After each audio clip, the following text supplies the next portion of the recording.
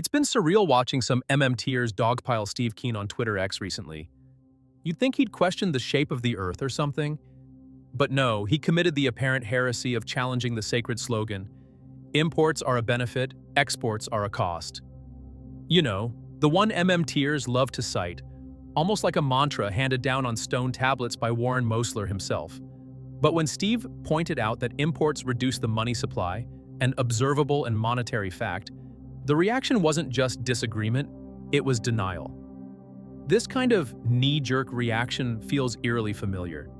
It's like arguing with neoclassicals again. No matter how plainly you lay things out, the framework is so rigid that nuance can't get through. Steve's critique was solid, grounded in monetary mechanics, but what seems to be missing entirely in the MMT response is any serious discussion of utility, what the imported or exported goods actually do for an economy. Let's rewind and consider China during its industrial rise from the 1980s through the early 2000s. Could it have built up its industrial base using just yuan? Of course not. Their domestic currency had limited international acceptance. What their growing industries really needed were capital goods, machines, tools, infrastructure equipment. These couldn't be bought with RMB, they needed USD. And how did they get those dollars? Exports. That's it. They exported to get the foreign currency they needed to import what mattered most. Exports were not a cost for China, they were a strategic necessity. This isn't abstract economic theory, it's history. China's export-led model wasn't just about selling cheap goods abroad. It was about acquiring the means to transform its domestic economy.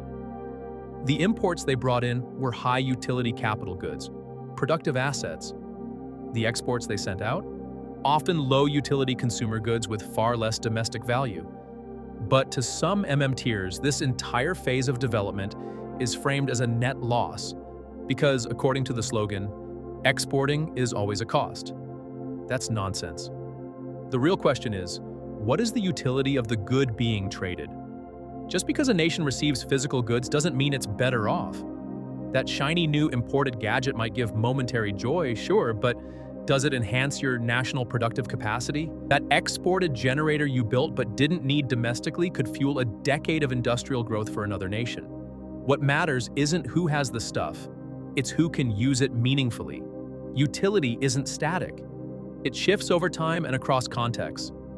Even in the US today, if we were serious about reindustrializing, we'd have to massively increase our trade deficit. Why?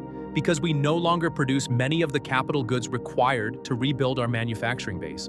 We'd need to import them. And the countries exporting those tools to us, they wouldn't be suffering a cost. They'd be offloading goods with low domestic utility and receiving dollars they can invest elsewhere. Once again, the utility perspective flips the slogan on its head. And let's be honest, it's not as if the US gets the best end of the bargain right now. Much of what it imports is consumer junk, cheap, fleeting, and ultimately landfill-bound. Sure, it's stuff, and yes, it temporarily raises consumption levels. But does it improve real standards of living in the long run? Does it enhance productive capacity? Not really. Meanwhile, countries exporting high-value goods they don't need, are trading low-utility items for higher returns. Take Qatar's oil, for instance. What use does Qatar have for its massive reserves of crude oil? Practically none domestically.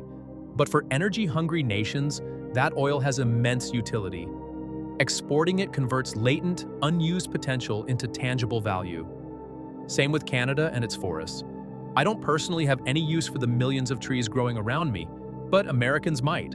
If they need the lumber and we can spare it sustainably, exporting becomes a net benefit for us both. It's baffling that some MMTers cling so tightly to this Milton Friedman-style simplification. They're supposed to be the ones challenging orthodox economics, but here they are making categorical, static declarations. Exports are a cost. Imports are a benefit.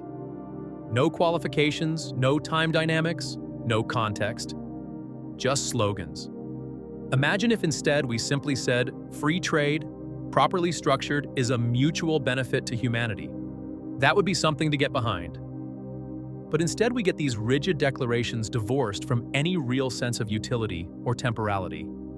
The idea that we can assess trade without considering time, purpose, or changing national needs is not only unhelpful, it's anti-analytical.